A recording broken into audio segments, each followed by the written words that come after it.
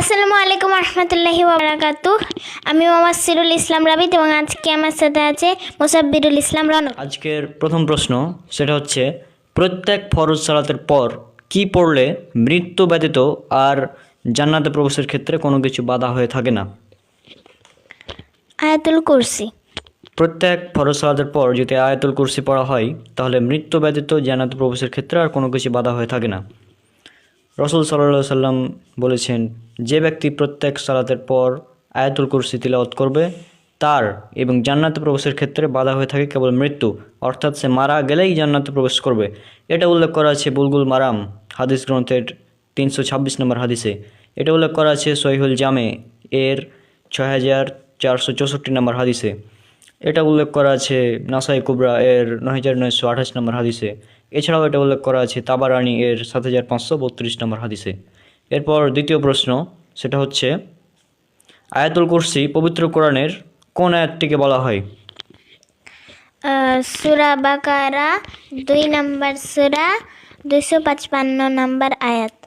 এরপরের প্রশ্ন, পবিত্র কোরআনের কোন আয়াতটিকে সবচেয়ে মর্যাদাপূর্ণ আয়াত বলা হয়?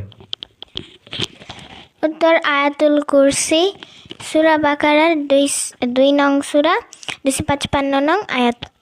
আয়াতুল কুরসিকে বলা হয় পবিত্র কোরআনের সবচেয়ে মর্যাদাপূর্ণ আয়াত। একটি হাদিস এই ব্যাপারে উল্লেখ করা আছে। হাদিসটি উল্লেখ রয়েছে সুনান আবু দাউদের 1460 নম্বর হাদিসে। এবার 4 নম্বর প্রশ্ন সেটা হচ্ছে, প্রতিদিন রাতে যদি আয়াতুল কুরসি পড়ে ঘুমানো হয়, অর্থাৎ ঘুমানোর আগে যদি আয়াতুল কুরসি পড়া হয় তাহলে কি হয়? আল্লাহর পক্ষ থেকে একটি ফেরেশতা নিযুক্ত করা হয়, তে সারা রাত পাহারা দেয় এবং শয়তান কিছু করতে পারে না।